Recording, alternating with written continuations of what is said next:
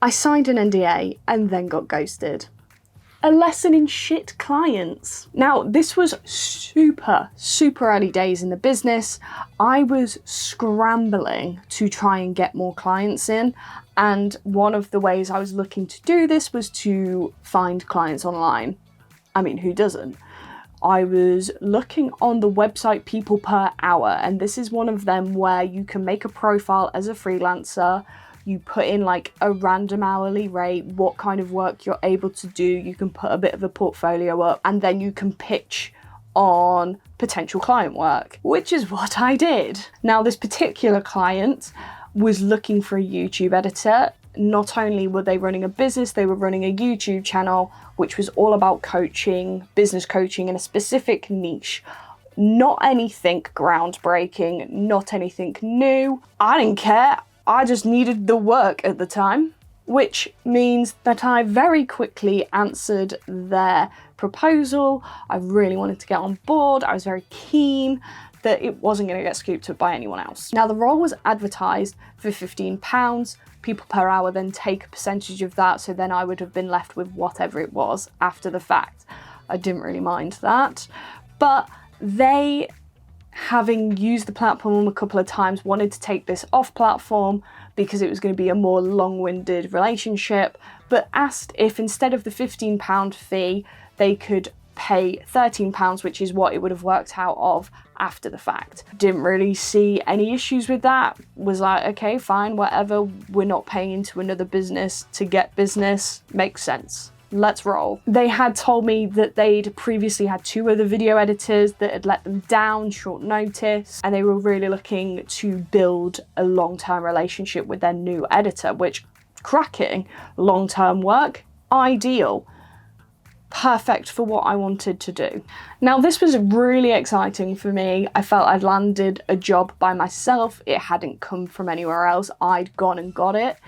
And as it was very early days, this was very validating for me. I was ready. I was so happy to just crack on and get started. We got working together and it was fine. There was just several things that started cropping up regularly that I just found a bit odd, like very last minute amendments, either right before the deadline for upload, or the video had been uploaded and then needed to be taken down for amends, which then obviously meant a very quick turnaround. I began to feel as though I was at their beck and call quite often, and that they expected me to drop any other work if they came and asked me to do something for them, which at the time I didn't have a lot on, so it didn't really faze me that much. If the same thing happened now, we'd really have to put the brakes on. They wanted to dictate the way I worked as well. Instead of sending me several videos at once to edit, they kind of wanted it in little chunks and pieces, which is fine. They were paying me hourly anyway. It just meant that if I got on a good roll, I would have to stop and then have to pick it up when they sent me the next load, rather than saying, okay, here's a month's worth of videos, get them all done, and then see you in a month's time kind of thing. After a few months, I got added to a planning board, which is where they kept like all the content and some Google Drives and stuff like that. The Google Drives I wasn't really fussed about. The planning board was for, they wanted to start a podcast or something, I can't remember, and they were launching a digital workshop course, which, fine. That's great, it's good to know what's happening. And if you're in a long-term relationship, these kinds of planning tools and organisational tools can be really helpful. It was just a bit out of the blue, I think, for me. The course was quite long-winded. It was broken into several segments. I think it turned into like 50 plus videos I needed to edit. Some were like 3 minutes, some were like 10 plus minutes. And I don't seem to recall having much time between getting the videos and then wanting it ready for launch. And it was quite a sizable amount. At the time, I was very happy to get this done. More hours, more work, more pay, like it wasn't a bad thing for me. I was, at that time though, starting to find other work. More work was coming in. I was talking to more people, and facilitating this kind of non-scheduled work was going to become more tricky. They weren't going to be at the top of my priority list considering the amount I was getting paid hourly. So I decided that fair enough, like if they want to keep me on, we've worked together for 6 months at this point, I feel like I've proven my value. Their channel has grown significantly within that period of time as well. Well, let's ask for an increase in my rates. I think that's fair enough. From their personality, I wasn't expecting this question to be received well, and they did fire back saying that they try and keep within a budget for their videos, which fair enough. I think having a budget for your videos is smart.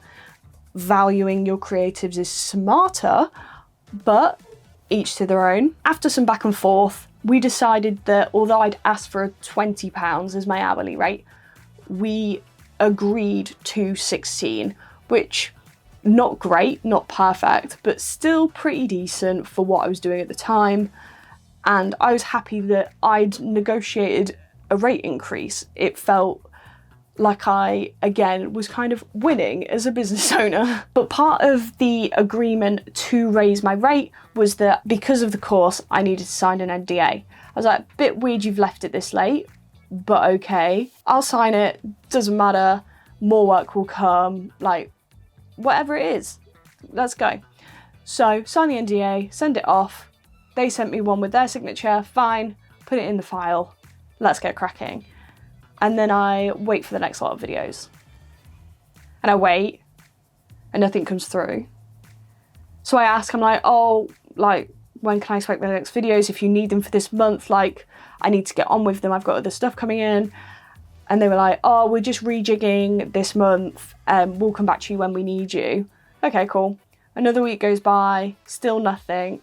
And then I just happened to check the boards I'd been added to and the Google Drive and realised all of my access had been rescinded, and was like, okay. So then sent a bit of a snotty email being like, do you even want to work with me anymore because you've removed my access to everything, I can't see anything anymore. And they were like, yeah, of course we do, we'll come back to you, we're just sorting some other stuff out, like, we don't have anything for you right now, but we'll come back to you when we're ready. I was like, okay. And then obviously here we are today, never heard from them again. I was like, all right, okay, I see how it is now. And I did kind of get this vibe. The longer we worked together, I got this vibe that they were very much on their own time and only gave a shit about what they were doing. Well, which, they can do. I just find it so amusing that one of their slogans for like this course, for their channel, everything, like nearly every video they put out, it was charge what you're worth. Know your value, charge what you're worth. They weren't even open to increase someone's rate that they'd worked with for several months and was doing a considerable amount for them. Like, it's just mental. It's absolutely crazy. Like, follow your own advice. I also find it amusing that they then have to go out and find another editor for their weekly videos. They are going to, they're losing time and money just by doing that. Yeah, I mean, I just feel like they shot themselves in the foot, and I'm sure they've probably, in this last 2 years, probably gone through 10 editors because they refuse to pay them what they're worth. And I think that's really sad. And they're going to be using shitty Canva templates and CapCut templates for the rest of their YouTube career. Like, it won't go on forever. It's not sustainable. So good luck to them, but I just feel bad for them at this point that they can't even see that they're holding themselves back. And it is it's just bad etiquette to get someone to sign a legal document and then assuming that they have a long-term working relationship with you and you go silent. It is so rude not to just turn around and be like, actually, due to XYZ, I can't up the rate. Even if it was like, I can't up the rate now, but in another 3 to 6 months, we can review it. Okay, fine. Let's talk about it again in 3 to 6 months.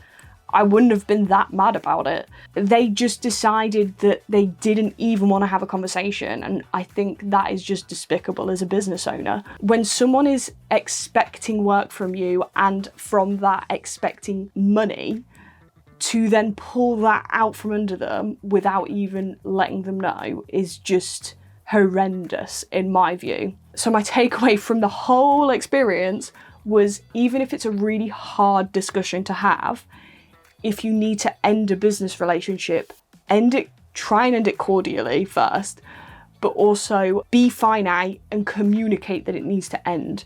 And if you can give reasons, give reasons. If you don't want to give reasons, don't.